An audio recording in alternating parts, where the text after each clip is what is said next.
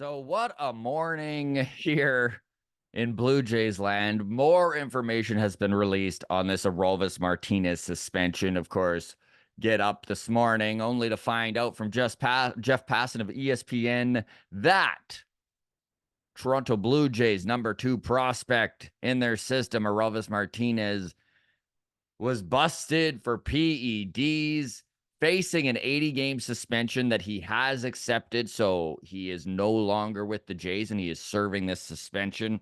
Of course, as soon as I release the video talking about that, more news comes out. So I figured I'd update you here. Again, follow along with us on Long Toss after the game today, 6 to 8 Eastern time. And we're going to dive right into this. We'll be live on YouTube so you can really get your comments and your questions and that sort of thing in. But ORELVIS just released a statement, and it's up to you if you believe it or not. It is a fertility statement. So he is 22. Age does not matter on that. You know, if that is something you're dealing with, that's something you're dealing with. It is convenient. It came out when it did.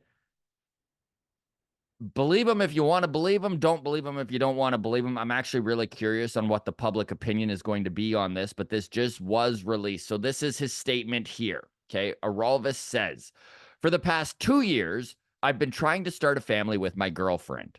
During the off season, we visit a fertility clinic in the Dominican Republic, and after getting lab work, we were prescribed a treatment which included a medication called Ragin 50. Sounds like a Cajun spice. Ragin Cajun 50. I'm probably mispronouncing this too. I'm not a doctor, as shocking as that is to some of you, I'm sure. Unfortunately, Ragin 50 contains a banned substance called clomiphene. If you thought I was mispronouncing Ragin, I'm sure I'm mispronouncing clomiphene. We wanted to keep this matter private, even within our family, and trusted the doctor who assured us this treatment did not include performance-enhancing drugs. Therefore, I made the mistake of not disclosing this to my team or the MLBPA. With that said, I took full responsibility for my actions and accepted my suspension. I want to apologize to my teammates in both Buffalo and Toronto, the Blue Jays organization, and most importantly, the fans who have supported me during my career. I will learn from this experience and come back to the field in September. So there you have it, the statement from ORELVIS Martinez, who is going to accept his 80-game suspension here for performance-enhancing drugs. I don't know if you buy his statement or not. I'm not even sure if I do or not. I feel for the kid, especially if it did go down the way that he described it.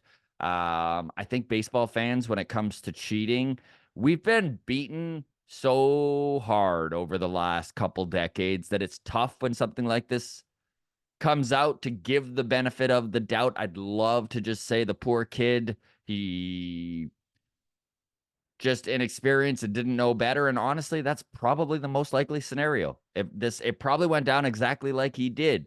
But in a world where PEDs have literally sunk baseball numerous times, have literally affected outcomes of games, the fan trust, I mean, my God, it's eroded.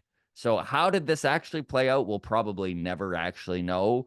I do hope that he comes back strong and as good as ever. We've seen this sort of thing happen before. Fernando Tatis Jr., probably the biggest name in recent memory to go down with it. He was busted taking some stuff during his rehab that he says same thing. Oh, I was in the Dominican Republic and the doctor said it was fine. It's like, guys, you're Major League Baseball players. How about you use the best doctors you can get? No offense to Dominican Republic doctors, but this seems to keep happening.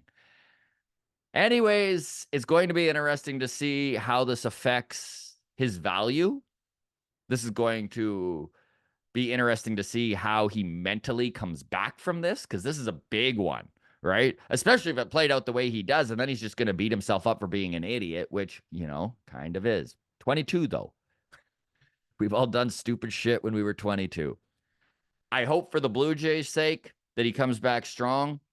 I hope that us fans forgive him if he does really well. I mean, I'm sure we can. Look at San Diego and Fernando. I really don't know what else to say, guys. Feel free, Grounds Crew, to drop your comments below. Let me know what you're thinking. We'll tackle as much as it as we can in long toss. And man, this season, gut punch after gut punch.